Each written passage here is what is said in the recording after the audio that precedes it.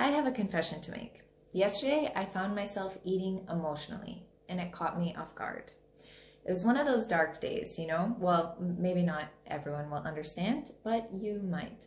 So the night before, something triggered me, and I went to bed upset. I woke up feeling like the stormy weather outside, and there was no way I was going for a run in the rain.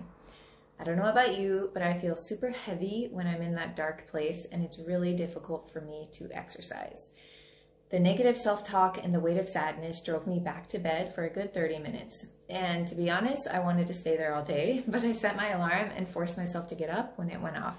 Why? Well, on an intellectual level, I knew that getting up and moving would help me feel better, but practically, I have pets to take care of. They rely on me for a walk and for their breakfasts. And by the way, I would recommend getting a pet to responsible people who do struggle with their mental health, especially a dog, because they are pretty demanding, but they do keep you moving. So here I was in a gloomy place, but still managing to get a few things done here and there. However, I kept finding myself going back to the fridge for snacks. I had eaten a balanced breakfast, but I was still feeling munchy. So after the third trip back to the fridge, it clicked. I was eating emotionally. I realized that I was in a dark place and I was trying to fill it with food.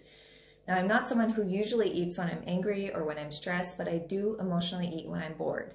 And I'm well aware of that, and I found ways to cope with it. But sadness is not something that I experience too often, so it took me a bit to understand what was actually going on. And once I recognized I was emotionally eating from a place of sadness, I tried all of the tricks that I use when I'm eating emotionally out of boredom. So here's what I did. I acknowledged, I admitted what I was doing.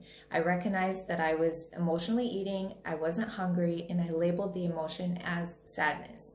I meditated, or I did my breathing exercises, so I tried to assess what was going on internally. I drank water because hydration is important.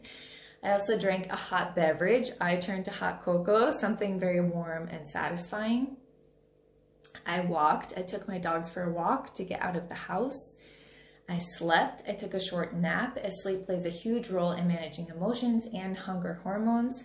And I ate. I sat down and I ate a balanced meal, which included some of those foods that I was eating emotionally. And I moved on. I didn't restrict my food intake later in the day. So dealing with sadness, I found, is different from boredom. It took more time and effort to break the cycle. But let's dive deeper into each step so that you might gain some insights into your own struggle with emotional eating. Number one, acknowledge. So recognizing your behavior is the first step. Are you genuinely hungry? Knowing the difference between physical and emotional hunger is crucial. It's also important to acknowledge the emotion that you're actually feeling so that you can brainstorm other ways to positively address it. So seeking comfort from food is not always the most productive choice. Sometimes there are better ways to handle what you're feeling in the moment. Number two, meditation or breathing exercises. So I tried meditating by doing breathing exercises, which I wasn't into until recently, to be honest, but this can help distract you, calm you, and help you assess what's really going on. It doesn't always work when you're truly upset, but it is worth trying. Three, drinking water. So having a hydration goal and help to curb your desire for food in between snacks and meals. That doesn't mean that your hunger signals should be ignored if they come a-calling. Number four, a hot beverage. Warm drinks are comforting. They can satisfy your need for something extra if you truly aren't physically hungry. Five, a walk. Physical activity, even a short walk, can have positive mental benefits and regulate those hunger hormones. Six, a nap. Lack of sleep can contribute to emotional turmoil. It also affects the hormones that make you feel hungry and full. Seven, balanced meal. Eating a balanced meal, including some comfort foods, can help satisfy you both mentally and physically. Sometimes you just have to eat. 8, moving on. It's essential to move past emotional eating without punishing yourself. What you do most of the time matters more than one-time events. So don't beat yourself up by eating less or working out more later. Instead, learn from the experience and use it to grow.